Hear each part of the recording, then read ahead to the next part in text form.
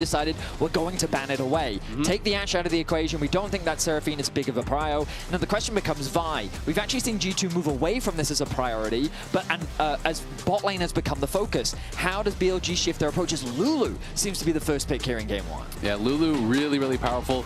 To me, now the question for G2 is, do you pick away the Yunara? Because that, I think, is the prime pairing. Of course, you can go other things with Lulu, Aphelios, Zeri, Jinx, whatever you want to do.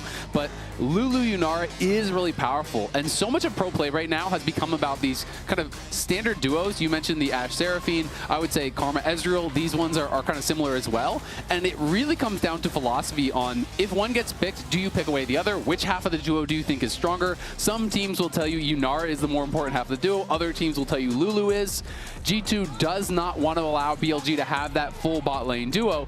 And now their question is, do you go kind of like an inferior enchanter, or do you just play more standard and play engage alongside it, which is kind of what I expect. And I don't blame G2 for not wanting that bot lane to be played against them, because that's what destroyed them in the first series versus BLG. Neeko becomes the champion that I'm thinking about the most. I'm still waiting for this Blitzcrank pick to come out as an answer into the Lulu that we're just yet to see, but Nami could be a solid alternative depending on what style of bot lane they're looking for. Yeah, and Neeko is kind of where my mind is at, you know, alongside where Medic was mentioning, because it gives you power in the lane, it gives you engage, it's kind of that middle ground here. I also like Jarvan because when I was mentioning a lot of these other options, a lot of them are champions without a dash. If you really want to be, you know, having hyper carry that scales and also still has that dash, you have to go Zeri. And I think that is an option. You could go towards Zeri.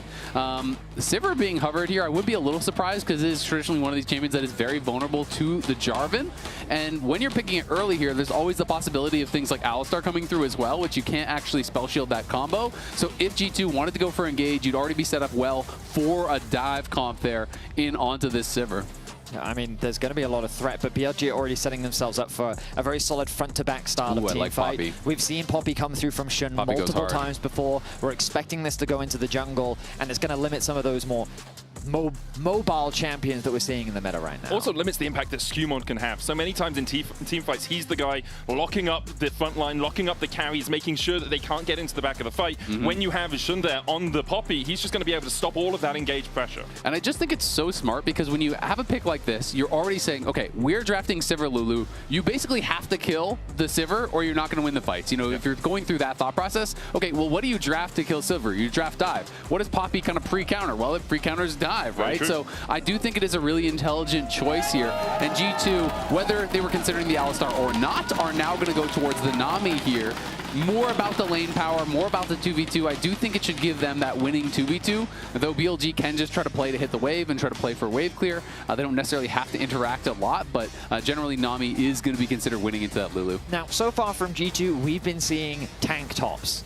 Broken Blade has been responsible for playing on the weak side, and I wonder how much BLG is going to try and pinch this pool, or if instead they feel very confident in Bin's ability to just have that counter pick. Because my expectation is they want to give Caps the best possible matchup. The last time that those two mid laners met, it was a very one-sided affair. Knight really ran the rift when going up against Caps in the mid lane, so I expect them to want to set him up for success. With the Ahri already banned, we got to remember Knight, a phenomenal Ahri player, used to hold like the highest win rate in the world on the champion. I don't know if he still does, but phenomenal regardless. And so I'm expecting that mid lane pool to be the prior. I think BLG are going to do the same thing they did in their series against JDG. I think they're going to blind Gnar, and I think that's why they're going for the Yasuo ban. So whether or not G2 is going to actually ban this as a response, this is something they've done in a lot of best of fives. Well, they'll game one in Gnar to set up for a Renekton in the second game if they want to have that angle. They're kind of pre-banning some of these counters and taking them out of the pool. I would also be pretty worried if I'm Broken Blade, having watched that JDG series, because to me, such a key component of BLG's success against JDG is how Xun and Bin play together to put Xiaoshu into the dirt. Like, he had no chance. And Broken Blade is going to have to be prepared for that pressure, prepared for that amount of attention. So Skumon is really going to have his work cut out for him. And we didn't really see it in the first series of Broken Blade against Clear. Clear was getting some leads, but there wasn't a lot of pressure top. Yesterday against Gen G as well, most of the focus was down towards that bottom side. So we'll see if Broken Blade, now playing predominantly tanks, can actually survive the pressure you're talking about, Azael. Oh, interesting. So they're actually going to ban the Renekton. That's pretty surprising to me because I thought they were going to be blinding a Gnar, which is a pretty good matchup into that. The LeBlanc to me suggests G2 are considering a Kali, which is going to be interesting. Into Lulu and Poppy. I think that would be a really big mistake. But that is mostly the matchup that people are playing LeBlanc into these days, which is why I'm kind of thinking it may be a suggestion. I feel like Aurora right now is kind of the premier mid lane pick, and it looks like they're going to lock that one in.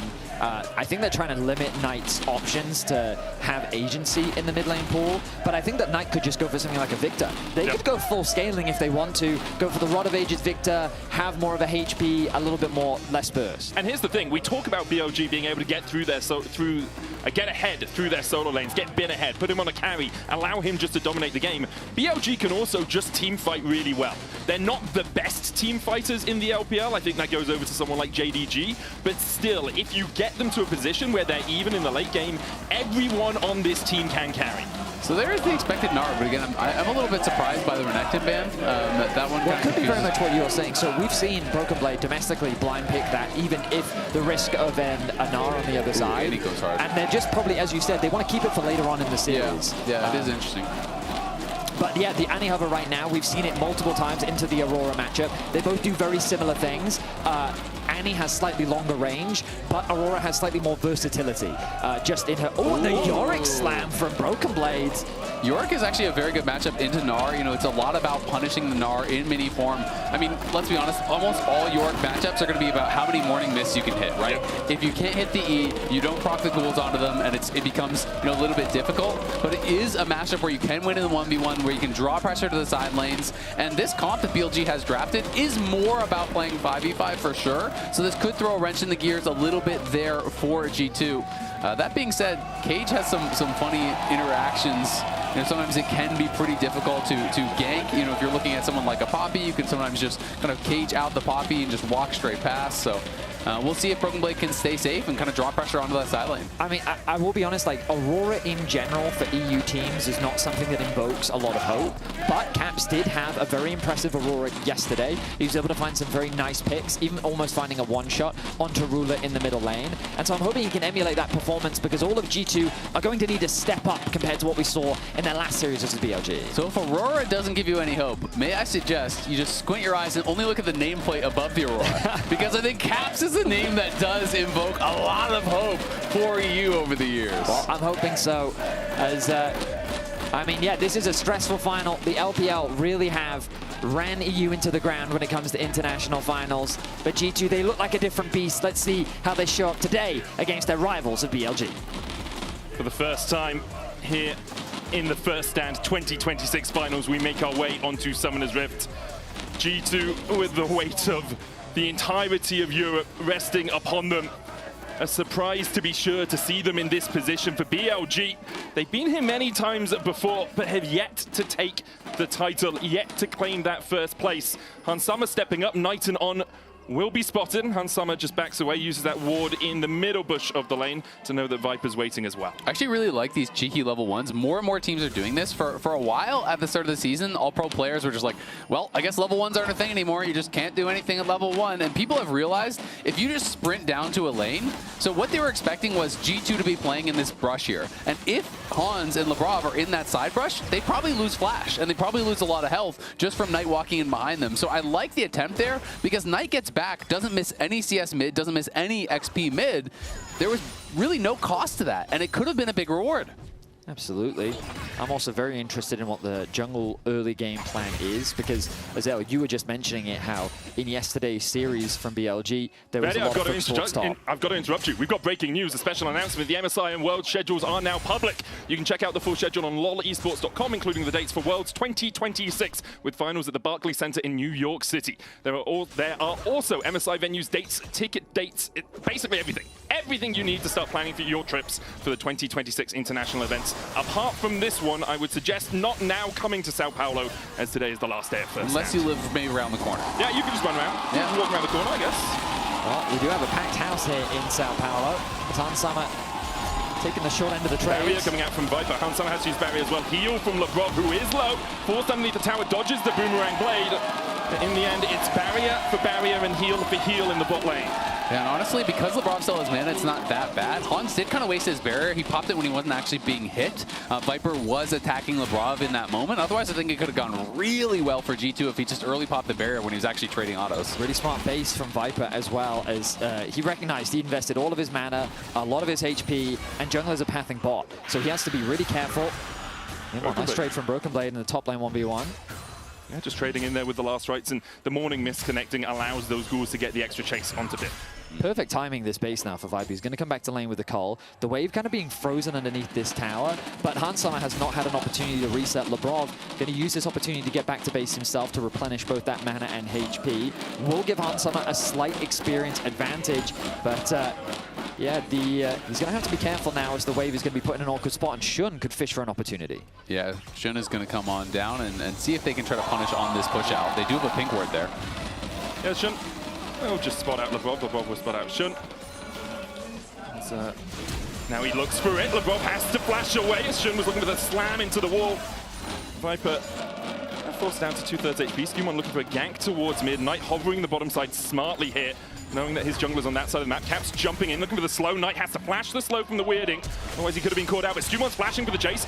The shield from Knight enough to get him a bit of movement speed. There's a flank here for Xun as well, who dashes across the wall. Skewmon down to half HP as On tries to trade back in. Knight has the stun. No flash on him. The polymorph. Skewmon's going to get stunned up, but Knight is low as well. Skewmon tries to dash back in. A 1-for-1 to exchange so far as Labrov comes in to bolster the attack for Caps. But Caps now needs to run. Does still have the flash. Xun still trying to chase in. Doesn't get the stun against the wall. Caps low on mana. Flash forward from On. The hammer smash not connecting, and Xun might just fall to Labrov. On's going to follow suit. Caps goes across the veil, and BLG go to the death realm. G2 start the game off with 3 kills in the river.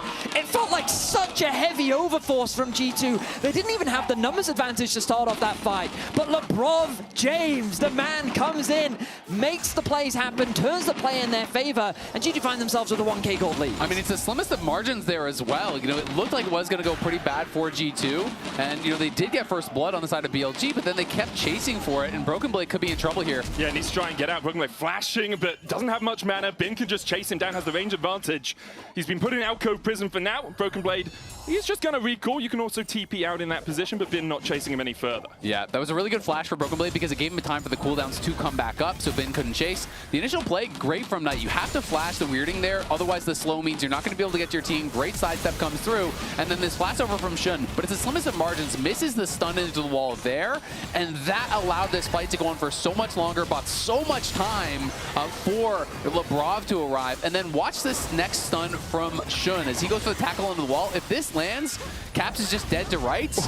He barely, that's a pixel or two away. That allows him to escape. That allows the sustain really to make the difference. Caps survives, gets the reset on across the veil here, and is able to stay safe, get a kill. That is tiny, tiny differences. Both those tackles missed the stun. No, you're completely right. It was the slimmest of margins, and the slow that came through from Labrov, applying the E onto himself, and then meaning that Xun realized, I can't actually get in range. I can't actually close the gap anymore onto Caps. I have to disengage, but he ends up just losing his life as well. And the unsung thing about that situation is both AD carries wanted to join that fight too, but Hans actually got Prio in the river, making it hard for Viper to approach, and Hans says, you're staying with me, buddy. We're actually just going to stick in this 1v1 because I trust my team to come out ahead. Might using Tibbers here just to harass Caps down. More about getting the wave in and making sure that Caps doesn't have an easy move somewhere else than anything else. Something we saw a ton when Annie mid was really meta. A couple of MSIs ago, I want to say. Hans Sama and Labrov with the push in towards the bottom lane. Xun is on his way across here, as is Knight. Hans Sama and Labrov stepping forward, he'll use for the movement speed. Xun still on the chase, doesn't have the flash. Hans Sama trying to get away alongside Labrov. Step up presence coming down. Hans Sama steps back forward into it. Labrov so low, slammed into the wall, and BLG will claim their second kill of the game. Really good focus here. They knew Labrov had no flash from that earlier fight, so it's always eyes on the Nami. They were never going to go for Hans in that situation. Knight uses the Tibbers, gets Prio, walks down, makes sure that even if the enemy jungler is there, they are safe. But Bin now could be in a little trouble.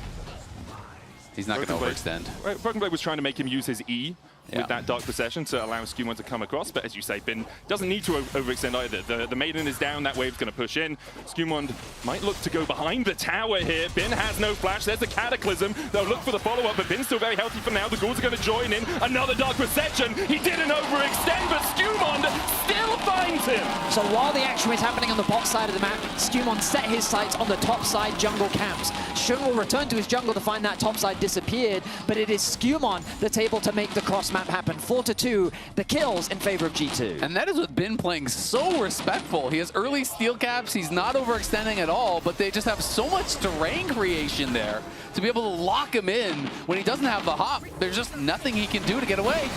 Viper getting chased out by Hans level Summer here, 6. who has level 6, but that polymorph perfectly timed. LeBron not yet level 6. Viper still trading back onto Hans, who has to pop the barrier, but again, not taking too much damage while it's happening, and Hans just goes down. Thought he had the advantage with that level 6. Knight's on his way across as well. LeBron needs to be careful.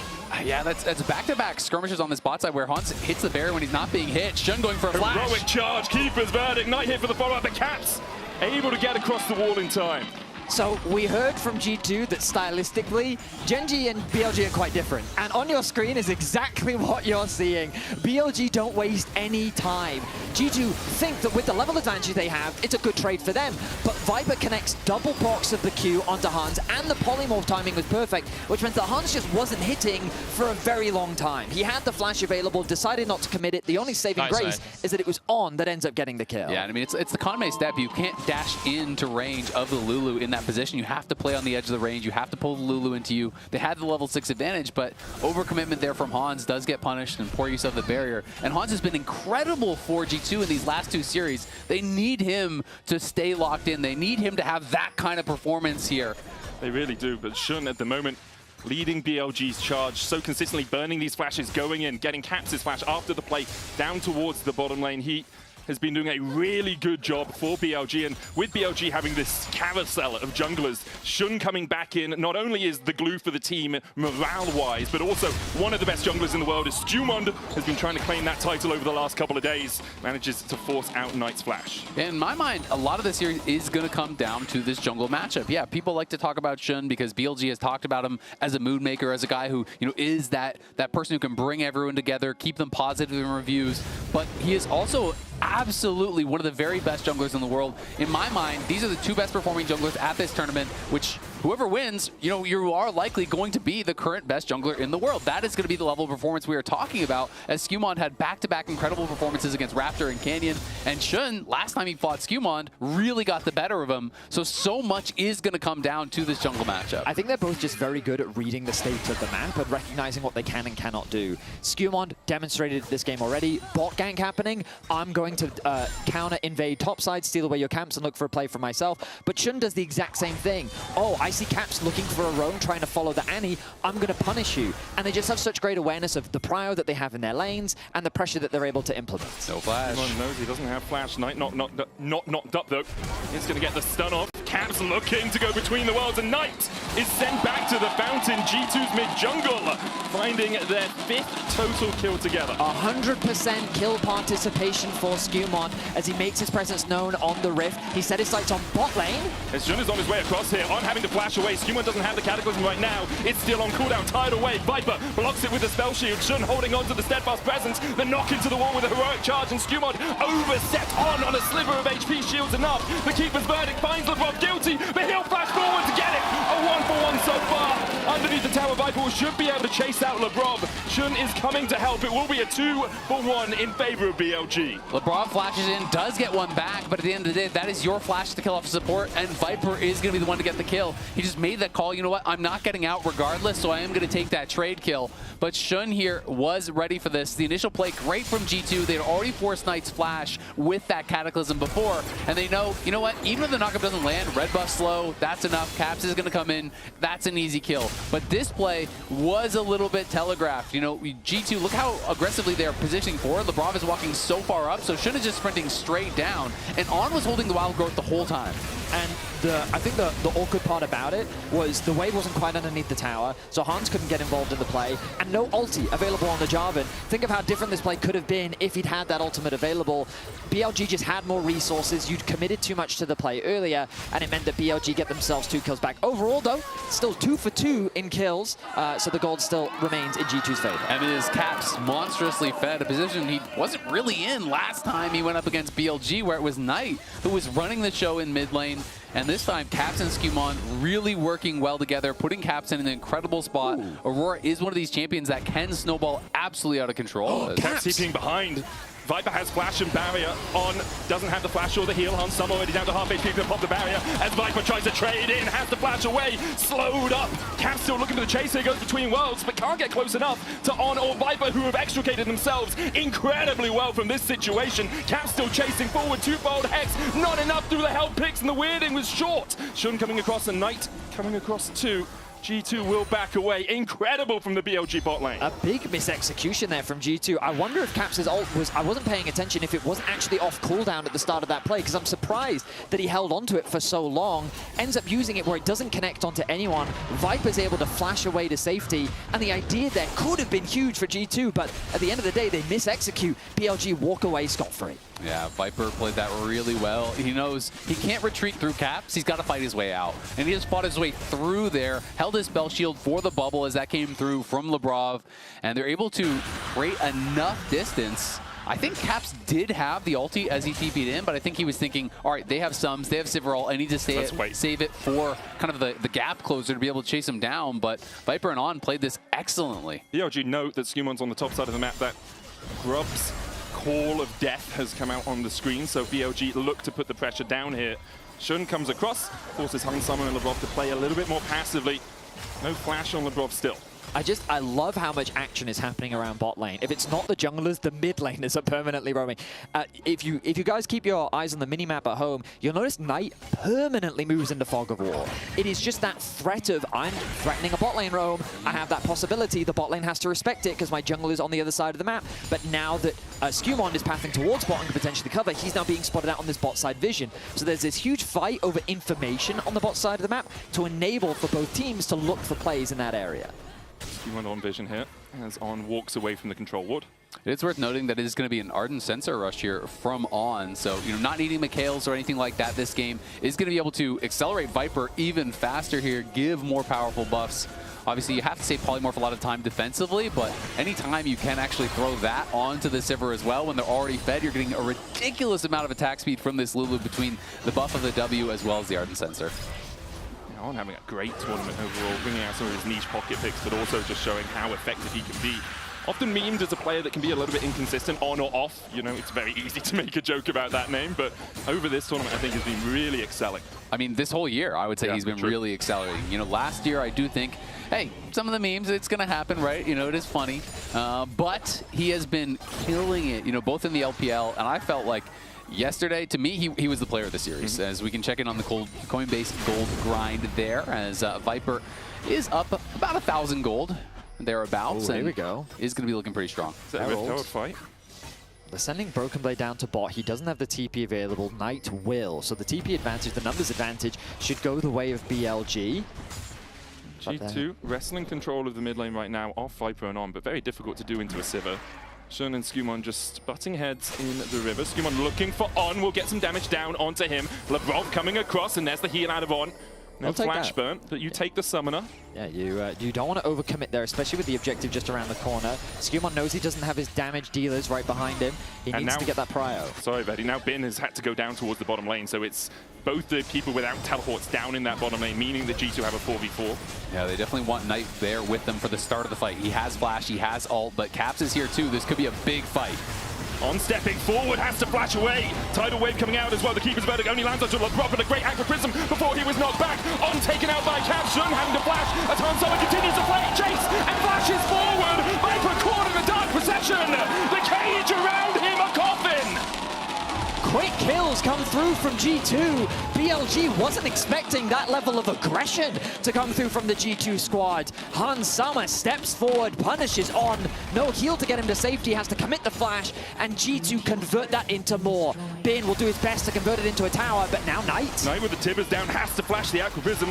Labrov on point with those so far as Broken Blade trying to trade onto Bin, who flashes away, but Shun's coming across, will land the Heroic charge into the wall, and now Skumon's in a 1v2, and Bin is about to go mega. Giga Bin on the rip, forces Skumon flash away, flag and drag, but Shun still chases On, trying to come in to bolster the attack. The charge doesn't connect on the wall, but the smash will get the slow. A house chucked at Skumon, everything in the kitchen sink used to kill him off, and BLG find the enemy jungler. And just like that, look at the gold lead for Bin, as that was a costly roam from Broken Blade. He ran up towards mid lane. You leave Bin alone on that bot side. Not only does he get the plates, he gets first tower gold, then they try to collapse on him, but Giga Bin outplays, is up 1.5k out of nowhere. The man is the stuff of nightmares for the European squads. This man has an incredible record, and he's looking to continue that record as we go back to the Herald fight. That slow from Hans Sama starts things off and looks so favorable for G2. Caps quickly turns his attention onto On, gets that initial pick. Shun flashes away, just barely escapes with his life. Then the arrival of Broken Blade, as you highlighted, Azael. But then he tries to return back to bot. Nice. With the dragon spawning soon, they think, you know what, if we can kill Bin, we get an easy dragon, but the fight does not go their way. Exactly. I mean, the Morning Mist misses, which means Bin is not really getting threatened that heavily, and Broken Blade almost goes down in the 1v2, but Shun arrives, cleans him up, and then Skumon realizes, I don't have the damage to finish Bin. I have to run for it here. The flash of the EQ combo away from Skumon was just beautiful from Bin. The man is locked in, and he's ready to fight. Caps trying to kill off Knight, and will do so. Labrov is low. Aqua Prism coming out. Skumon looking for the chase as well, and it's only On and Shun. Cataclysm down to keep his verdict. Will knock Skumon out, but Caps is still there to find himself a double. Now 6-0-2 on this Aurora, as Labrov crashes and doesn't land the Aqua Prism. Yeah, the dead man's move speed there enough for Shun to get out to safety, but Caps is just on fire. And if you are a long-time G2 fan, this is so promising. Seeing Caps in classic form like this, you know he can take over a game. They're going to be able to get the plates. They're going to be able to get the tower as well on the top side. It's over a 2k gold lead for Caps individually. It's crazy. It feels like that the game right now is Caps versus Bin. The gold leads are insurmountable. We know that Bin has that carry potential, but we look back at this play as it's Labrov who looks like he's getting caught out. The ultimate gets dropped by Knight, but the heal and the W both keep him alive, and then Caps comes out of nowhere to get the pick. Meanwhile, in picture, Bin has been caught out, and G2 put him in the trash. A huge kill for G2. The gold lead swings back in their favor as Caps looks for On in the mid lane, weirding just short of clipping Lulu's heels. I mean, Caps is just everywhere on the top side play. BLG are going for that because they think Caps is base, but he's just hiding in that side lane brush. Then he goes down to bot lane. He TP'd there. We didn't get to see the setup, but he TP'd down towards bot lane, gets a kill onto Bin. They have the Herald. They're going to get probably 2 charges here, maybe the second full tower, but probably will be able to be defended here by BLG. G2 in a great spot here. Gentlemen, I was skeptical about EU Aurora. I've been skeptical about Caps' overall performance at this tournament, but for him to show up now, the best time he could possibly show up. A 6-0-3 scoreline on the Aurora, and he is dominating on the Rift right now. And even more good news for G2 is that this is probably the worst possible soul roll you could have got as BLG. They took the early 2 dragons. Great, Chemtech Soul gives you durability when you're low HP. That doesn't help when Caps one-shots you from full. Yeah. Caps absolutely popping off. Most gold in the game, just ahead of Viper.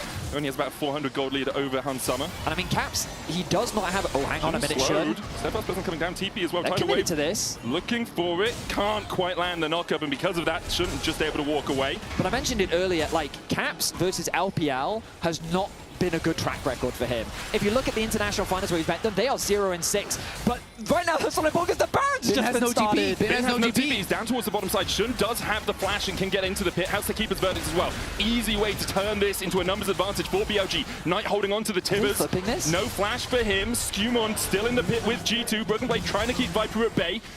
Vision in the pit for BLG with that control ward. They know what this Baron is on. Shun trying to step forward, chunked out a little bit by Hans Sama. The Maiden doing a bit of work. Bin's already walked across here. Dark Possession slows him up for the moment, and G2 call it off.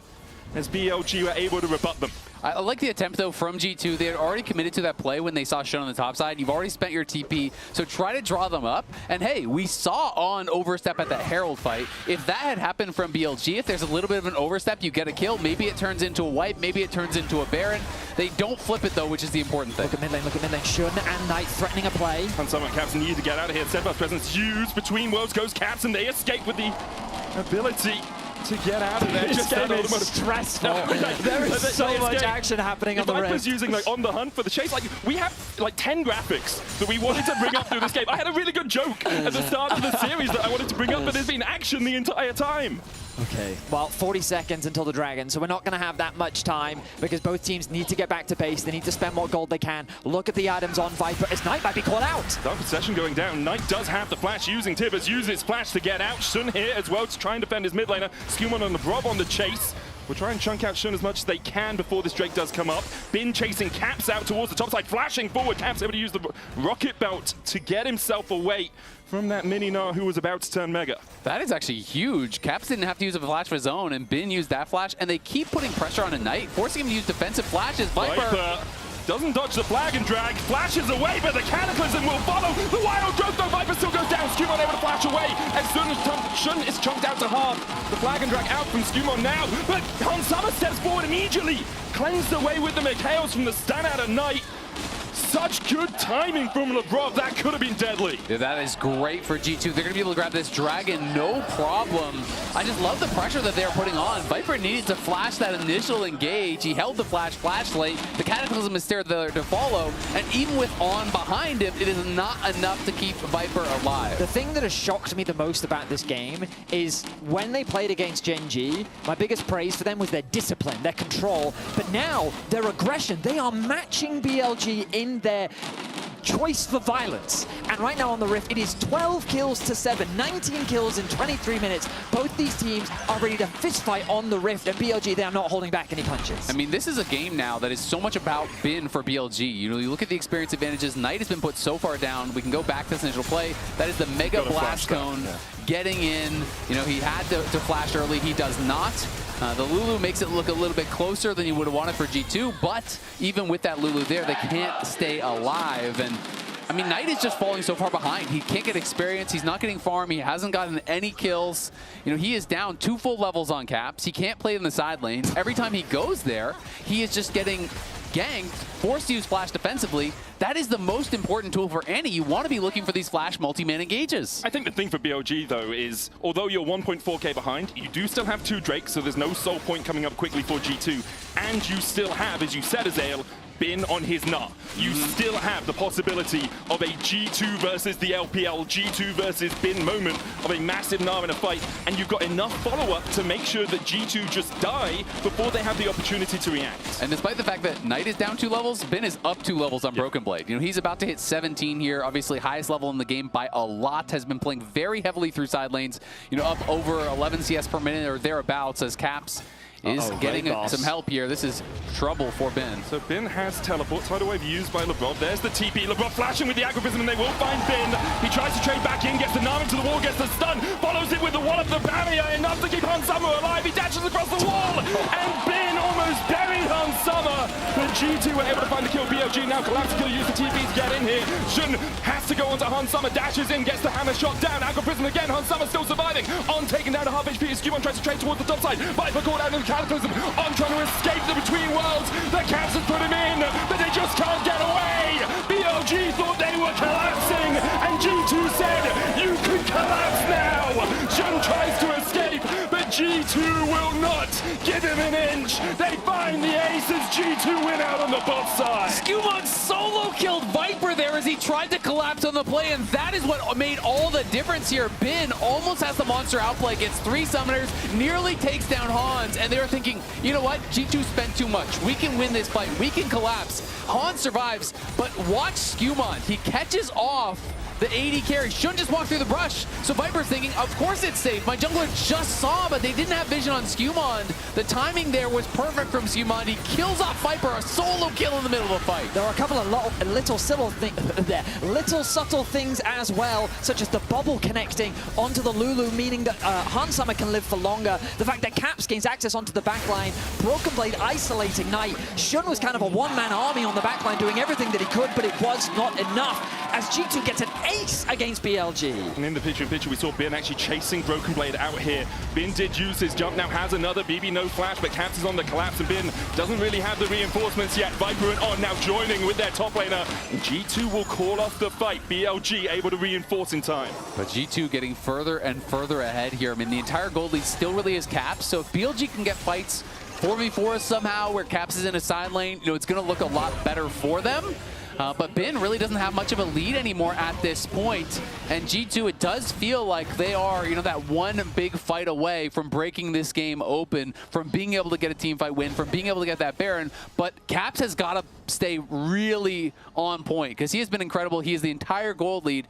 If you go in one bad moment, get polymorphed into an anti-stun in one shot, the game can flip on its head. In a 26-minute game, well, 27 minutes with 26 kills, Caps has somehow remained deathless.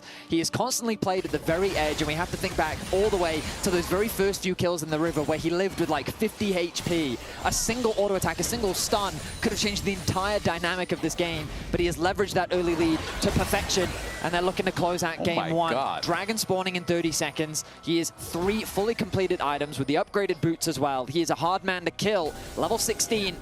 As BLG look to try and fight this dragon. 3 items for Viper. He is so strong on this Sivir if he gets a little bit of time. Bin as well, just chunking out Skewmond, who does have the Guardian Angel, will have to flag and drag away. Meanwhile, in the mid lane, Hans Sama knocked back, Tidal Wave coming out, keep his verdicts into the Wild Growth, into the Steadfast Presence, and Hans Sama doesn't get an opportunity to move! BLG collapse perfectly in mid! They'll find 3, get the shutdown on BB, and now it's all on Caps and Skewmond to try and defend the Mega Blast Cone. Will be Caps' friend, but he dashes back! He used the Between Worlds. Knight coming on for the flank here. Caps might just have to burn the flash to escape. He will do so, but the gold lead evaporates as BLG collapse around the Baron. Yeah, they're already on the Baron. Viper was hitting that the whole time. He was not chasing. They want to focus this down. G2 will try to settle for the Dragon here, but it was Bin on the side that pushed Skewmond out, and Hans was positioned very aggressively there. If they had no flash, and this engage from Xun, you're thinking, I'm safe, there's no wall.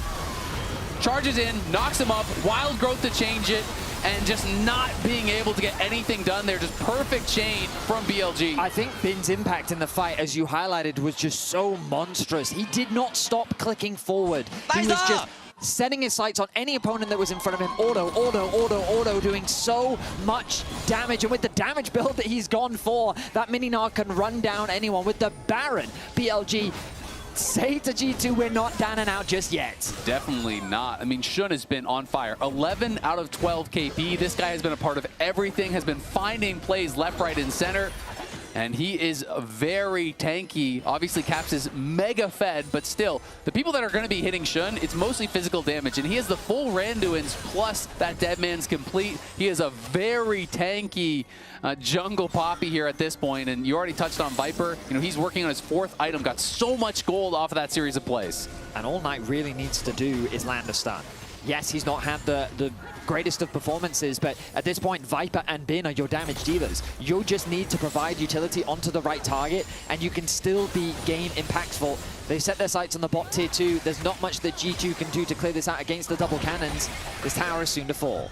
Something, though, that is at least good for G2 is the fact Skewmond didn't lose his GA, so you still have that. That is going to be very powerful for a fight. And Hans does have his flash back now. Broken Blade's about to have his flash, so they're going to have a lot of these summoners. They just have to watch out because Caps will not have flash and could be a target from a flash stun from Knight. G2 pushing out mid and top, while BLG pushed through the bottom side, just short being able to take that tier 2. BLG now 1.3 thousand gold ahead as Caps looks for the damage on Viper. They'll go between worlds. Is Caps going to chase any further? On the hunt, pop by BLG. Tidal Wave coming out as well. Isn't going to find its mark, and G2 will call off the chase at that point. That is terrifying. That is 3,000 damage from 2 basic abilities across 2 members. The amount of pressure Caps can put out is astronomical. So definitely has the ability to still carry this game despite the fact that BLG have that gold lead now. even more pressure on Caps, because now it's not just Bin with the lead, it's Viper and Bin with massive leads. It really is all on Caps to be able to find an angle, delete one of these strong members. Really it has to be Viper, because Knight just doesn't matter that much once he gets his spells down, and the rest of the team is kind of too tanky. I mean, I feel like Viper's just fully online with this late game build now. With the support of the Lulu as well, this Sivir is the champion that I think is the scariest on the side of BLG. And that, as you rightly said, like, Bin is always there, but the main damage dealer, if they can't get rid of Viper, there's no way G2's going to win a fight. And while BLG doesn't have the most explosive engage, they have so much move speed. You have Shurelias, you have the speed up from the Lulu, you have On the Hunt, you have Deadmans. G2 really has to be cognizant of that. And beginning to deny more vision away from G2 in this jungle as well, using those Mega Blast Cones to try and get on Broken Blade, who backs away, but this will be the tier 2s for BLG. Bin pushing in, Caps looking for a flank, Drake up in 2 minutes, so still a while before we get there. Looks like Caps just wants to cut the wave as far away from the base as possible, delay BLG's advances, and he does that as BLG extend the gold lead to 2.2k. Caps goes across the Veil and dodges away from Xun. Not too much damage on the Poppy, unsurprisingly. Knight with flash, and look at this vision control as well. These are the things that G2 have to be so careful of, because he is always going to be looking for that one-shot potential. Even if he doesn't deliver the final blow himself, the setup that he has onto both Hans and LeBron, his ability to one-shot them is still very much real. And so they have to respect that. The vision coverage, as I was mentioning earlier, from BLG is so oppressive. G2's every move is being watched. One of the real difficult things here for G2 is how do you get value out of the Yorick at this point, right? You know, Hans, he's down in gold, but you're always still going to be valuable here. On the Yorick, you're down essentially an entire item. You're not a good team fighter. You don't win side lanes, and you're kind of struggling to figure out, okay, what is my role in this game now? You know, can you win if you just show up to a 5v5? Is it better if I just try to pull Bin to the side lane and just try to be that sacrificial lamb set up for a 4v4 for my team? I think the job of Broken Blade becomes pretty complex at this point. Just because he didn't get that 1v1 advantage he wants, and Yorick is not a great team fighter. You can see he's just grouping up with the team right now as Bin pushes through that bottom side. Hans Sama still short of the armor reduction that he really needs to get through Bin and through Xun. Sitting on the Fiend Hunters, Kraken, and the Infinity Edge. He's been funneled quite a bit of gold as well. We saw him picking up the blue buff earlier on. And then the Wolves. G2 trying to get towards that item spike, but BLG doing such a good job of just being oppressive during this portion of the game. A minute left before the Baron. Bin on the chase here with Xun. BB wisely walking away once again, but Bin will take his time to try and clear out the Maiden. Doesn't quite get it, down to about half HP. You can see Viper is forgoing the armor pen as well. You know, he's going to be going in towards a GA next. More concerned about getting one shot than he is about, you know, maximizing damage here. Some armor is getting picked up on the other side though. Skewmond obviously already had the GAs working in towards what I assume is going to be a Randuin's. Broken Blade has the Jack shows, picking up some more armor on top. So they're trying to get tanky enough to potentially punish that. Someone needs to be careful. Puts the flag down for a little bit of vision. Knight was looking for the flank as well. BLG will get the Drake. No real contest from G2. No surprises there. And definitely feel like their backs are against the rope. And no shock as BLG have been pushing them back over and over the last 5 minutes. Yeah, I mean, that last team fight just completely changed the momentum of the game, right? Yeah. BLG established how effective their team fighting really is. And G2 are now kind of fishing. They're buying time, waiting to get a couple more items. With the LDR finished, Hans going to have access to a lot more damage. But G2 doing their best to get some semblance of vision onto the top side of the Rift. You can see the entire bot side is littered in favor of BLG, but that top side around Baron is still an area of opportunity for G2. Exactly, and that's what they're trying to threaten, because the Baron is about to spawn. Caps looking for Viper, weirding, spell shielded well. And that's what Caps needs to do. TP coming behind here by Bin. Broken Blade will be able to spot him out as he comes across the side.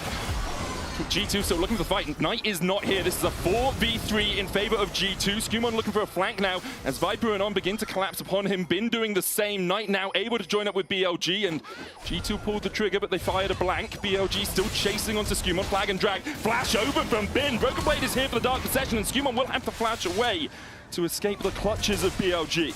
Trade of flashes there. The question is, you know, was that worthwhile for Bin, because he is such a strong member? Skewmon will be missing that flash, obviously pretty costly, but at this point in the game on the Jarvan, it's kind of less about you. It's more just about, you know, throwing down that Cataclysm. Well, with the HP advantage that BLG have, there's no reason not to threaten this Baron.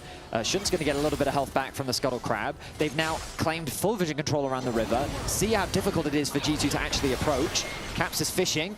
Look at the shield though from Help Picks and from the Bloodthirster. Viper only chipped away a little bit as Caps goes in again. There's the barrier out of Viper. Shun falling low as the Cataclysm comes in, but they don't know where Knight is, and so G2 have to play so cautiously. Mikhails and Skumon gets him out of the tip of stun. Shun diving in looking for the heroic charge stun, but can't quite land it. As G2 once again able to back away from the play. BLG, though healthier, could just turn their eyes to the Baron again. I mean, these ricochets are becoming such a problem. Viper is getting chunked out by Caps, but he just heals back to full. The ricochets bounce through the team, and I think they're going to threaten the Baron here for sure. They have a big HP advantage at this point. Caps' ult is gone, Hans' ult is gone, Skumon's ult is all gone. There's no reason for BLG not to force this objective. DP from Caps looking for that flank position. Bin down to a third, doesn't have the Mega, is a long way away from that Rage Bar as well. The Baron sitting at 13,000 on the hunt, is popped by Viper, but he can't get further than the Dark Procession. The Broken Blade locks him in. BB does have the flash, but stunned against the wall, doesn't have a chance to use it. BLG find a kill, and now will turn their attention back towards the big purple worm. That's all they needed, a single kill. Now a big part of their front line has disappeared. Minion damage is good on the bot side of the Rift, but Caps has no TP available to him with 4 versus 5. BLG with firm control over this objective, and the Baron is simply melting. Yeah, Knight still looking for that flank. Keeper's verdict out from Shun, lands it onto Labrov. Knight gonna walk forward here, but is spotted on Vision. Hans Summer trying to step in, does have the flash and barrier, but until Labrov is back, no Mikhails, no cleanse for him. Skumon trying to get into the pit, but he just can't get close enough. Flag and drag is only option. On falling low, Hans Summer stepping in. They turn onto Knight instead. BLG will secure the Baron, but Knight goes down for it. Hans Summer still dashing forward. Flashes from Shun. The stun. Viper able to get away from now, but Shun is going to get chased down by G2. The chase continues as Skumon finds the backline. Been about to go mega. Skumon has the GA. The Angel on his shoulder will bring him back as Caps finds another. BLG got the Baron, but at what cost? G2 will continue to chase as Viper falls for the triple. Ben with a wallop, but G2 want to relegate him to the trash. The no from Ben, not enough today. G2 overcome their demon that is Ben as they win the fight and clear away the Baron. G2 have all 5 members alive. Look at those death timers. Knight, 15 seconds. G2, they have to go for the Nexus. They have to try and end the game. They're going to look for the push through bot side. There's an inhibitor there. Knight is back up in 9. They don't have a wave. The question is, can they do it? They're looking to close it out, but without a wave, perhaps a step too far here for G2. I think they can do it, though. They're pushing forward. Knight is going to try to get behind them and clear the wave, but they're going to go in. Broken Blade puts him into the cage, and BLG are buried. G2, their attention on the Nexus. The Keeper's verdict finds BLG guilty. G2 1-0. Classic Cap performance. This was one for the ages. This man refused to lose. Caps took over this game. What a performance. Lounge, what do you think? I think that my cortisol is so high right now. What the hell was this game? Holy G2 take game 1 here in what was one of the closest games we've seen so far in the tournament. I have no words. Please, guys, go ahead, take it. So, all comes down to how you do perform in these fights around the Dragons. Can't be just giving them up. Got to be there on time. Yep. Good setup. Ziggs ban here right off the bat from Dignitas. So we don't need the LeBlanc ban again, probably from them. What else can they target? Gives them a little leeway here. You can further target bot lane. And bot lane's starting to get whittled down here since all the real premier ones are out. So, you know, now we're down like towards the Corki area of 80 carries and stuff. And see what we end up going with here. I also like when Nautilus lanes start looking real good, you know, when some of the enchanters are out here, some of the better enchanters start getting taken off the board. Because, I don't know, I just like the pace when we get the engage supports some play time as well. I like Nautilus because he dies a lot. So generally the game is going to have more entertainment with Nautilus in it than without Nautilus in it. Are Dignitas signaling a Vi Ahri combination here with the early Vi pick? They're definitely going with the hard engage. So that dive comp might be, a Kai'Sa angle for Dignitas. Again, it's really early in drafts, but already when you have Vi, you have some really good point and click, guaranteed engage. So some sorts of Kai'Sa comps on their side do tend to look good. Meanwhile, Cloud9 build a Jinx reset possibility here. Never mind, they're just sifting through all the options. Yeah, they're weighing their options here. baiting us. We're just gonna get And Corki. we are in the Corki area, true. Wait, Corki's win-loss is 6 and 7, and he has a 69% presence. He did both numbers. It's the meme upon meme. Both meme numbers. I don't know if that's a good thing or a bad thing. It's some kind of omen. I don't think it's a good thing. I just don't know what kind of an omen it is. All right, well, so we are in the Corki tier. Let's see what else we got. Sejuani was pretty early here for C9 too, so does that mean we get like a, well, Thanatos actually can have full counter pick as well. Yep, C9 going for the last pick in this draft will afford them that opportunity if they want to save it all the way down there at the end of things. Xayah Rakan locked in as the bottom lane duo here for FBI and Ignar. Okay, so we slammed the Cassio early for APA, and then you get 2 protection bans here as well. So don't really have to worry about Ryze. Man, Xayah Rakan though, that is kind of hard to deal with sometimes. Yeah. Split engage. But I'm thinking like Thanatos, maybe like Renekton or something, pairs with the Sejuani quite well. But since they slammed their mid already, then they could just give them a little bit of extra time. The Anivia is their preferred protection ban first for the Cassio. I really like Cassiopeia into Vi and Rakan because both of them want to go in, and she can just puke on the floor and make it really hard for them to do their job. I really do like this pick. Yeah. Miasma is super strong here. Okay, so they're thinking the Renekton also. So Dignitas with the Renekton ban. I mean, the Gnar, he also really likes the Gnar, but it doesn't pair as well with the Sejuani that they showed really early. So Dignitas less worried about that one. All right, one more ban to go. Second protection ban for mid lane. The Syndra banned out by C9. Okay. I mean, I can see some worlds where you get some Syndra burst combos. By Syndra, Yeah, that's a lot of damage. pretty big damage there. A little bit worried about that one, but not super heavily. What else are we gonna do up here? Okay. So maybe Photon thinking he's gonna grab a tank, or they're just taking out some of Thanatos' favorite champions. But maybe it is a Photon tank angle up there for banning out the Gwen. Well, I fully expect C9 to go with their support pick here. They already know what the lane matchup is going to be. They elected to go for last pick, so you really want to get some value out of that very last choice. So the Alistar going to be locked in here for Vulcan. It's not Nautilus, but it's still engaged. It is engaged. It's also an ultimate for Sylas to steal. Okay. That's what Palafox was thinking already. Instant hover after he sees the slam on it, but kind of annoying to do that into a Cassio.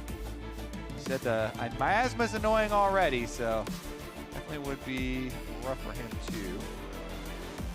I guess they're still discussing it a while, and they'll grab the tank first for Photon that we're kind of looking at with the Gwen ban.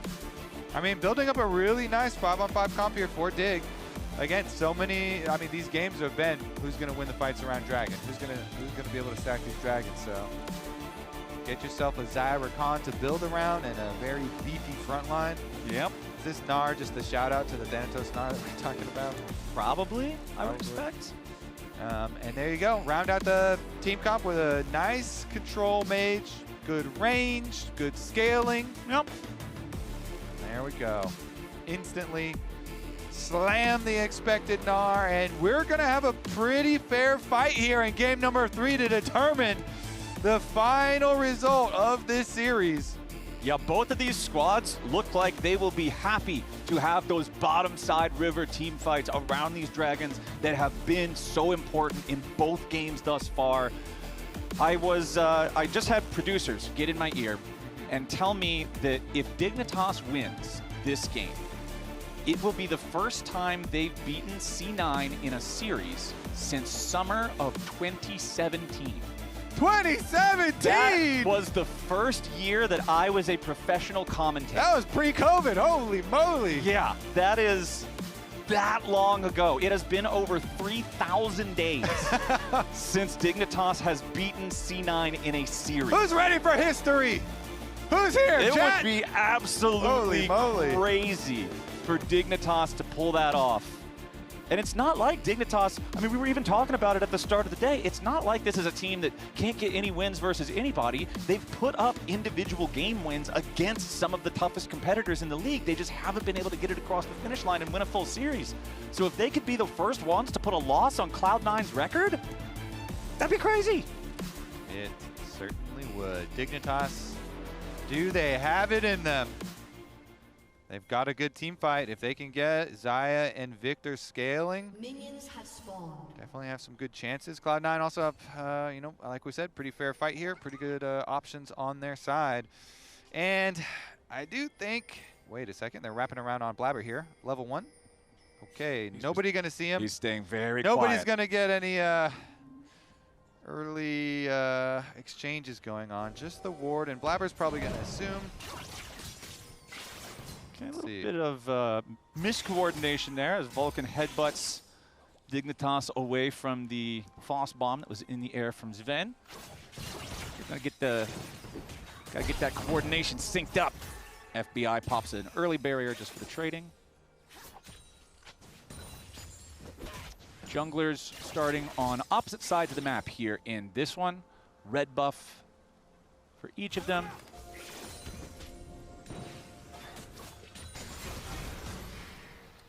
I expect a lot of comp farming flowers. Yeah. In case you're wondering. Yeah, there's probably not going to be a whole lot We're gonna of... build towards the team fights. I mean, top lane is a Scion, mid lane is Victor versus Cassiopeia. Yeah. I mean, bot lane right now, FBI and Ignar, they have full vision of Blabber, so they know exactly the time is on Sejuani, so they can afford to go for some of these nice trades on bottom side. Vision, of course, for the other side too. Thank you, observers. A little pop up there towards the Raptor camp. And so they know the Vi is also pathing away. So for right now, FBI and Ignar get to go for these trades and harass, and they're getting some good chunks onto Zven and Vulcan, and they're really making good use of their priority on bot lane. But they also know that junglers are completely swapped in their starting locations. Vulcan was trying to headbutt the cannon minion over backwards, and so they just want to make sure that that wave is going to get annihilated, and they get their early reset off here. So all good timings here for FBI and Ignar. They get their push in, they get their early recalls off. They know their jungler pathing to the opposite side of the map, so they can get their reset. Ignar sticks around though. He didn't take the back with FBI, and FBI just picks up his early call, and Ignar still sitting here watching, absorbing some of the you know, he was in range for that melee minion. The first one that had died there. Get a little bit of experience during FBI's recall. Yep. Vulcan gets a nice quick trade onto Ignar there, but as our laning phase is off to a pretty slow start, we've got Raz standing by for an interview with Dignitas coach Swiffer. That's right, I got Coach Swiffer with me. You saying a slow game there, but you're liking what you're seeing so far. Oh yeah, no, I think that the later the game goes, the more favored we are, to be honest. The only questionable thing is the Gnar, like how well can we answer that question? But I think the rest of it, like, we're looking pretty good. We're looking bloody great. You're looking good. Now, here's the thing. I've been told by the stats man, 3,179 days. Just like since 2017, since Dignitas won a series versus Cloud9. Of course, you're a part of that legacy. So, what's your thoughts on it? Do you think you can do it? Yeah, absolutely. Do you know what the thing is? It's like none of us thought about that going into it, but I bet that the people, like whoever it is at C9, like I think that C9 are thinking about that. Yeah, they're thinking real and hard. I think that every play that they make that goes against them this game, it's going through their heads that they're about to lose the series, and I think that's really, really scary for them. Now, you guys were doing exceptionally well in game 2, and then we panned to the coach's camera. You just weren't there. Where the hell were you? I was praying. I was in the prayer room, you know. So yeah, I was doing all right. I was just preparing the next draft because I think I was after the 3rd or 4th Drake. I just was like, oh okay, we've got the game. We can actually win this because the early game looks pretty dire. I'll be honest. But yeah, I was just preparing the next draft. All right, thanks a ton for that one. As you are continuing to pray, hey, let's see what happens. Casters, take it away. Thank you very much, Raz and Swiffer. I like the faith to be like, okay, I can go work on the next draft now. We got the Dragons. We're chilling. Yeah, the Dragon Soul and the Elder as well in the last game. Nicely done from Dig, and No, they're remaining calm here. Again, the Victor and the Xayah, very, very good, carries to put their money in and feel pretty confident the later the game does go, as we were looking at. And so does set them up for some pretty good team fights, and see if we can have a similar story here. Blabber, though, down to an early dragon, drops his control ward in the pit, walked through the control ward that he had towards mid lane as well. So feels pretty good about this one. Bot lane is also pushing right back out. Yeah, this is a very early dragon. Blabber is really taking it to heart that the dragons have been super important so far in the series. Yeah, when he had a good opportunity to go solo it up too. They also know that Vi has been pathing the other way. So if you're ever starting out, pathing from bot up towards top for the Vi, then your next full re-clear. Nice little opportunity, even though the crab is up on the top side. Blabber gets the bigger one. The bigger crab. The crab with wings? Yeah, the flying crab. I mean, it's the same color. Everything's scuttle really crab. just a crab, okay? Yeah, it's all just different versions of crabs. Lizards is crabs, dragons is crabs. Ooh, does he want to do a Sejuani ult from behind the Raptor? It looks like he's thinking about it, and there it is. Glacial Prison immediately. Blabber flies over the wall, and APA picks up the first blood. It's just that easy. Good thing we got our interview with Swiffer before. Yeah. Feeling a little bit less good now. Good timing, Raz. Good timing. After Cloud9 have gotten the dragon and the early assassination on mid lane. Yeah, this is just about the best start you could ask for Blabber. I have to feel like you take the dragon on spawn, you secure not just the early Drake, but early Ocean Drake. Feels so good for all of your laners. You drive by mid, first ulti instantly rewards you with first blood for your mid laner. Everything's fantastic. Yeah, especially for all these mid laners, taking the new Deathfire rune you're constantly trading to keep up the burn, and that's gonna definitely benefit the Ocean Dragon team. Slow disengage here. Level 6 does come in for FBI too, so have to be wary of the ulti. Yep. And he can just annihilate the wave, get another nice recall for himself. Perks of having the Rakan. Just start it up for you, take care of the minions. Oh, actually he doesn't have a little timer for himself right now. So they are desyncing again. So they send Ignar back for a support timer to use his spell book to return. But Vi is now looking mid with the ult because they just used Victor. Yeah, Palafox didn't get a lot of value out of that Arcane Storm. APA's health bar is still 80% full. XU's just hanging out on the side of the lane here, but the entire time Blabber is just farming up his wolf camp, so getting further ahead. XU goes in for the full send after APA. Vi ulti already committed. APA still just trying to walk it away. Stays alive for now, but no, APA drops. He didn't want to flash. Yeah, he still has his flash.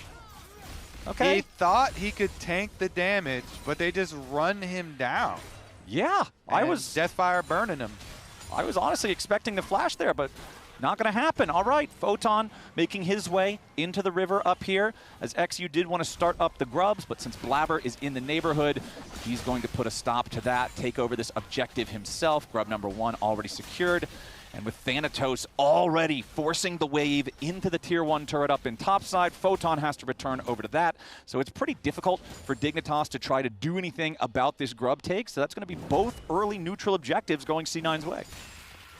All right, well, Blabber pretty happy about that one. He's probably not too ecstatic about the death on mid, but I guess you could say Base still has his flash for next time. Yeah, we'll see how it works out. Little invade here, and then Spellbook Sejuani pops out the Ignite. Yeah, nobody expects Sejuani to catch him off guard a little bit. Looks like not really going to have anything else come of it, though. Blabber does leave a ward in this topside Tribe Rush before taking his recall, going back to base. And Protoplasm Harness completed already. Nice early cheap power spike there for tanky junglers, as Vulcan loses half of his HP in a trade down here in the bottom side. Sven's ready to fire back, though. FBI's got to be respectful. Ignar is covering the retreat of the Xayah, but Vulcan immediately ready to jump in there with the Unbreakable Will. Ignar, defensive quickness just to try to get away. I mean, Blabber is in the area with Sejuani ult, so you gotta respect that. Your bot lane just gets chunked pretty low. No ulti on Ignar now. Heal used as well. Yeah. But XU's down here too, just clearing back the other way now, so no threat of the big dive coming through, and we continue our farming ways. Okay. Okay. Check in here on the effective use of the new rune of the Deathfire Touch. All right, what do we got? Obviously, since Victor has more range and easy to tag people with lasers, he is going to be the better users just for this matchup. You're trying to keep the Deathfire Touches up on the enemy champion as long as you can. Get your empowered burn there, and Palafox has been tagging him with a lot of these lasers. It also does help that they got the kill just kind of walking him down. Yeah. that was some good Deathfire Touch uptime, but it's over 500 damage. It's 513 damage so far for Victor's Deathfire Touch, and half of that, just 251 for the Cassiopeia. Again, you know, definitely greatly benefits the extra range and little poke there, but Blabber and the rest of Cloud9 up on the Dragon. Here we go. All right, remember, there's no ulti available for the Rakan, and C9 just dogpile Ignar, kill him before anything can even be said about it from anyone else on Dignitas. C9 is going to earn themselves Drake number 2. There you go. That was APA's flash to follow up on that. Yeah. They did the combo CC chain until death. Goodbye, Ignar, and goodbye, Dragon.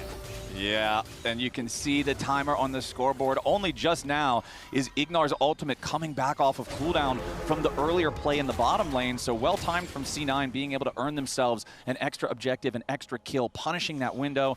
As checking in up here in the top side, Thanatos up, honestly, about 4 waves of farm, feeling pretty good. Yeah.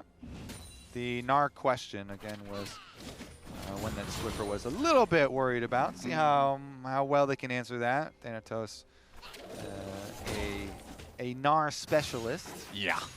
And definitely very good, especially if you're into a side matchup here. It should be pretty good for him for our side lanes. But everything else farming pretty nicely. Yep. And you can see Blabber has switched over to the Exhaust on his Summoner Spellbook, so I'm curious if we're going to see any great value come out of that one.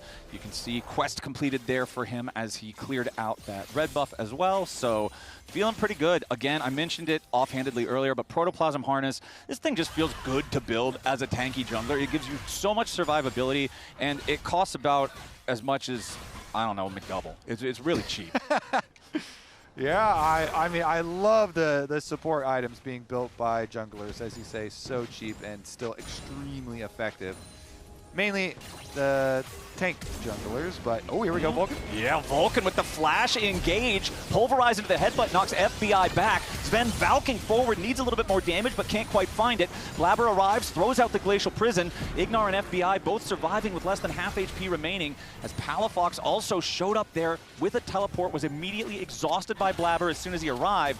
And now Thanatos arriving himself, looking for a little bit more. Chases XU away, knocks half of his HP off, wants to go for the interrupt on the recall, but will not be able to cancel FBI in time. Thanatos with an R-bar charge, and the wave is about to crash into the tier 1 turret. C9 still want to make the play. Thanatos stepping up as Vulcan's ready to dive here with the Unbreakable Will. Nice CC coming through, but Palafox is still alive for now. C9 finally get enough damage to get the job done. Mega Gnar into the wall. Thanatos drops, though. It's a 1-for-1 trade. Yeah, they forced that real hard. Uses flash as well. They're still here, though. Blabber wants another round. They're not done yet.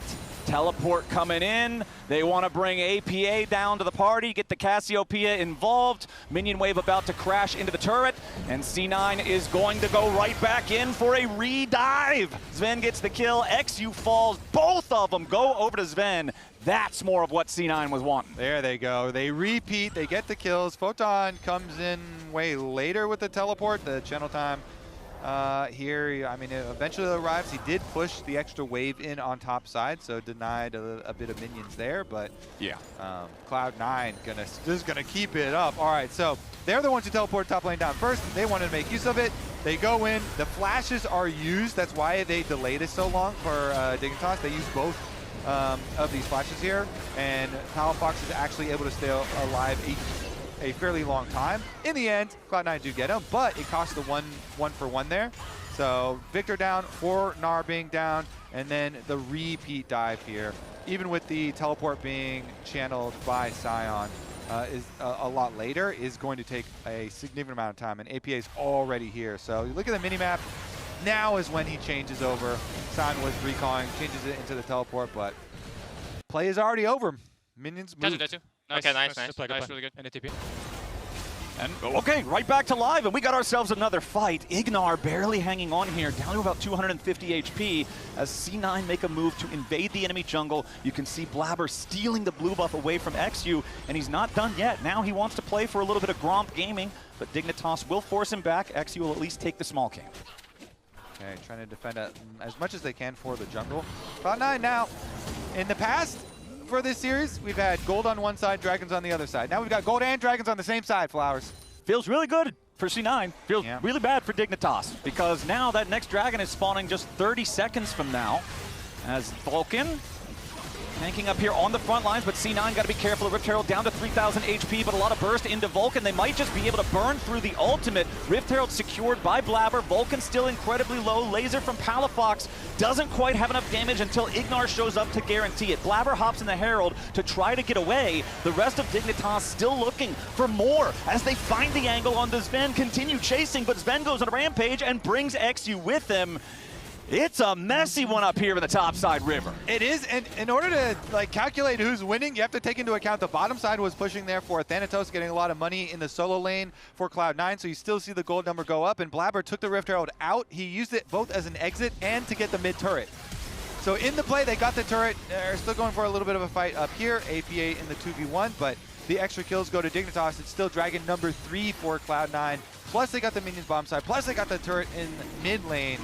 So all in all, Cloud9 still kind of staying on their pathway to success here towards a very early Dragon Soul. That is scary, scary stuff, man. That'll be a 21-minute Soul if they get the next one right when it spawns. Dignitas are going to have to find an answer for that one. Thanatos 1,500 gold ahead, Blabber the same. Let's take another look at how the Rift Herald fight went down here, because Vulcan soaked a lot of damage at the start. Yeah, it does use the Alistar ultimate, so I'd say he can soak a lot, but he doesn't have flash, so when he's going towards the pier, doesn't want to go towards the Victor ultimate. There's no way he's getting out anyway. And then Blabber pops the Herald for the easy exit. But look at the mini-map. Is a kind of interesting thing. Sion is walking right now. So Sion left the bot lane 1v1 with the Gnar. He probably wouldn't have a very good time in the bot lane 1v1 anyway, but he went over towards mid, so the Gnar got to keep pushing, and the Herald goes in on the tower down there. We're back to live. Yeah, it just never stops. That's back-to-back replays. We're right back into another fight, and Palafox is right back into the grave. Third death here in this third game on the Victor.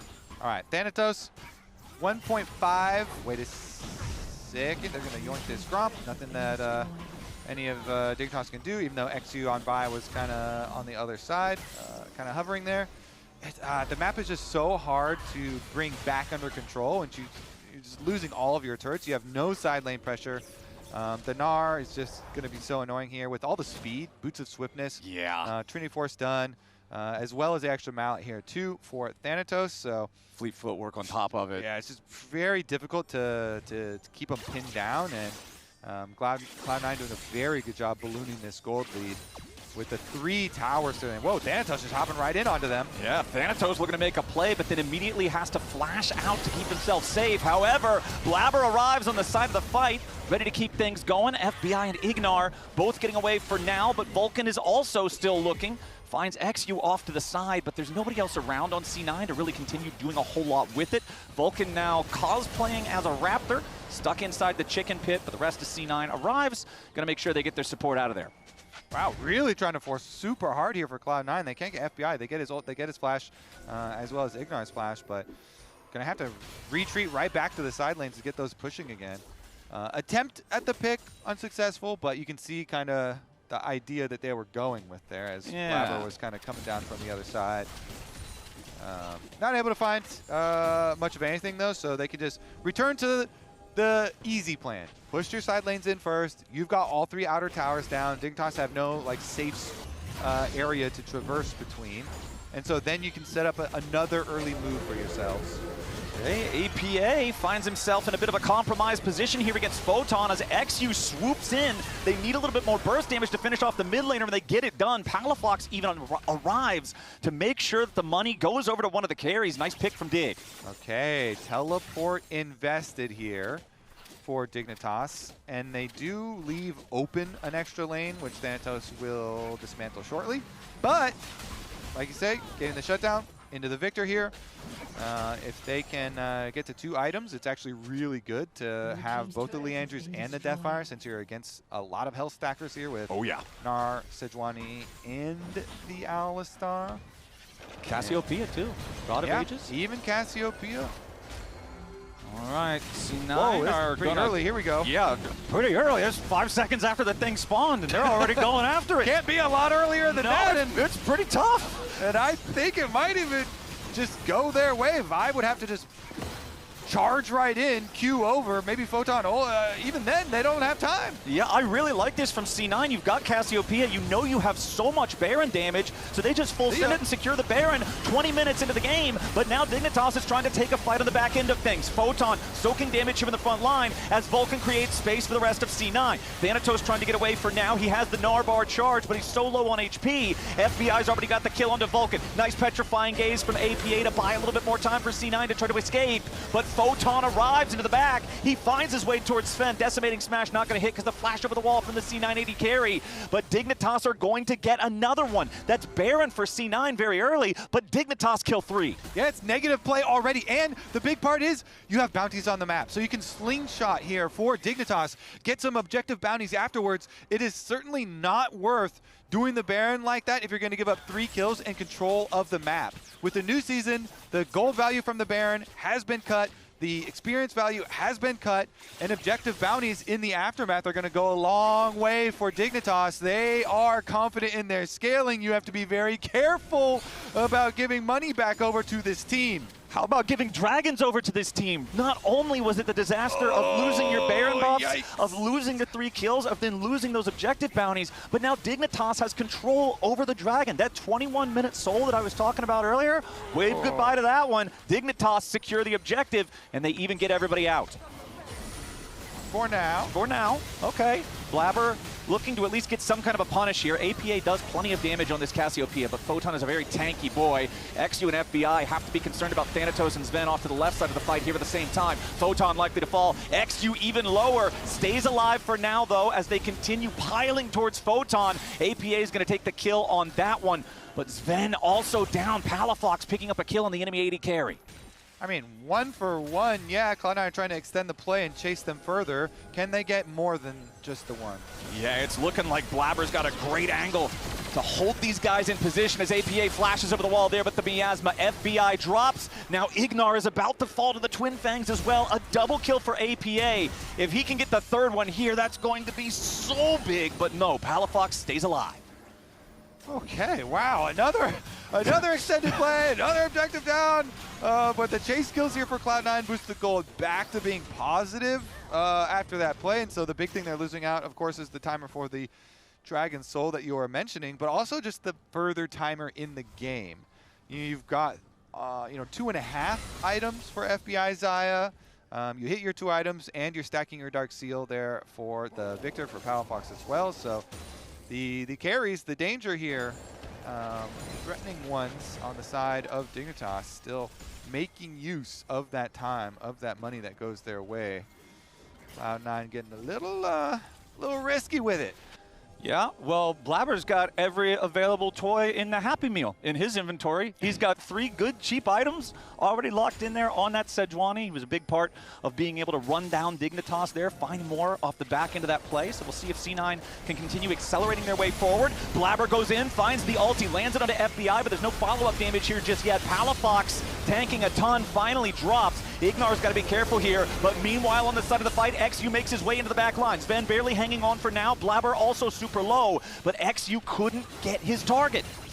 Okay, I mean, they get the kill onto Palafox. Victor down, one of the big carries out of there, and we're kind of right back on track, Flowers, for Cloud. Yeah, it's like the last 5 minutes is gone. It is a little later of a timer, but like objective bounties are back on the map because Cloud9 like re-increased their gold lead, get it back to where it was, and I don't know, I can't help but just like go over the succession of objectives that we just had, the couple of fights, like the rush from Cloud9 on the kind of dangerous timing with the Dragon Soul being so close and taking that big risk, leading to Dignitas getting it. But then also, Dignitas, they didn't have full DPS on the Dragon Soul as they make a catch.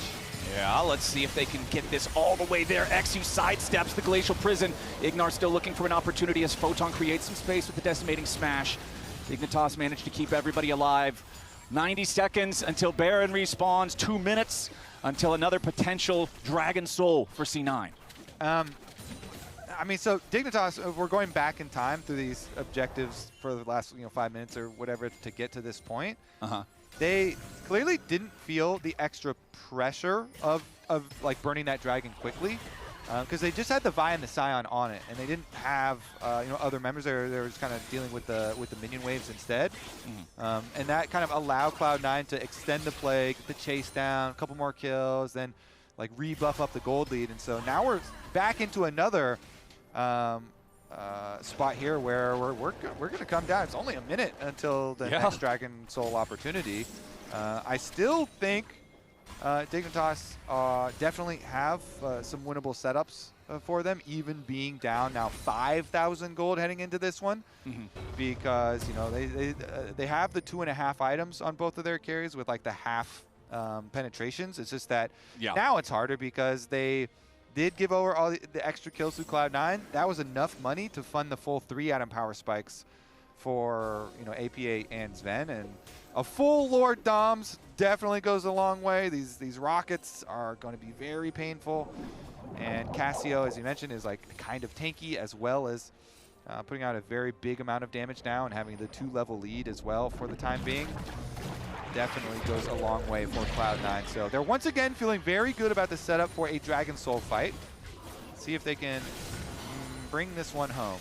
Well, critically, FBI just completed his Lord Dominic's regards. Okay, so there you go. 3 full items for the Xayah could be the difference that Dignitas needs, but it's C9 first to the bot side river as the Dragon has spawned. Dignitas on the approach. Thanatos with the full Narbar ready to go. Not going to find an angle for entry here just yet as C9 already begin DPS onto the objective. There's Thanatos, goes in for the Mega Gnar, doesn't find a whole lot of value, instead has to retreat back to the tier 1 turret, but he's made enough space for the rest of C9 to secure the Dragon Soul. Now Photon and Ignar are in trouble. The Rakan, very low, down to 20% HP, but it's Thanatos who falls to FBI. Ignar stays alive for now. Meanwhile, Dignitas is fighting on multiple fronts. APA trying to keep himself safe from XU, puts plenty of damage back into the Vi, forces the flash away. Sven walks right up, face checks the brush, still gets the kill on the Photon and somehow stays alive. Sven is still fighting and kiting as APA goes on a rampage and FBI falls. Blabber continues the chase. It's only Ignar and Palafox, and the Victor is almost completely out of mana. C9 wants to finish this. They want to ace him, and they'll get all 5. And they do. Wow, Thanatos with the sacrifice distraction play.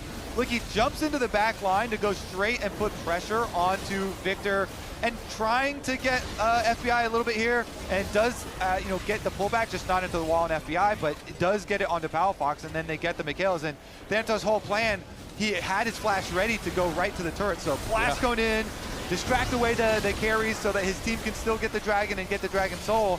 So even though he's the one that goes down, FBI had to flash to get that Blade Collar pull onto him. And he created so much time to allow Cloud9 to get the Dragon Soul. Very good distraction and kind of threat-pulling play from Thanatos. And the scramble afterwards, Flowers, after the battle lines are completely mixed up. Oh, this is scuffed. Yep, completely mixed up battle lines, completely scuffed, and yet very profitable for Cloud9, for Sven himself. So now, with the Soul, with the Baron Flowers, they return to finish the job. Yeah, this is a very, very convincing game state for C9. 8,000 gold ahead, Dragon Soul in inventory, wearing Baron as Ignar tries to go in, immediately finds the quickness, but there's no follow-up damage, and Ignar is already down. Blabber might just die to the turret here, but C9 doesn't have damage to kill it before Blabber falls. FBI looking for these auto attacks. But again, C9 has mostly fully retreated. APA still off to the right side of the fight, just in case Dignitas overchase. But C9, they get a kill, they take down the tier 3 turret, they got what they came for. Yeah, Blabber goes for his Empowered Recall, and since he's a Spellbook user, teleports right back to the play. With a brand new, shiny, unending despair to go with it. C9 still 5 alive in the enemy base. Top lane inhibitor down. Palafox does find a good little bit of burst there onto Sven, but nothing that truly threatens a lethal situation. Dignitas still looking, seeing if they can catch anybody on the retreat here, but C9 seems to have got away safe. APA. Vulcan immediately headbutt pulverized right in on top of X. You and the Vi is already down. Vulcan will die here to the decimating smash, but the rest of C9 has arrived on the right side of the fight, and FBI has to kite. He gets himself all the way back into the base, but Photon has to die to cover his escape. Dignitas will end up losing to jungler and top laner out of the picture. The front line is gone. Cloud9 again with a long kind of play there. They stick around extra to be able to get the extra kills right outside of the fog of war, outside of the vision of Dignitas. And immediate teleport again, this time from APA down to the bottom side to keep the pushing up. Try and get as many towers afterwards as they possibly can. Baron-empowered minions going to help him do that. Dantos keeps the pressure on top side, and Cloud9 continue to close in. And it's only a single auto attack that'll be required to kill that tier 3 turret in the mid lane. You can see it's got a bunch of crust on it. It's only standing at 5% HP to begin with, so things are going to get worse before they get better for Dignitas as Sven takes out the tier 3, starts putting the auto attacks into the mid lane inhibitor.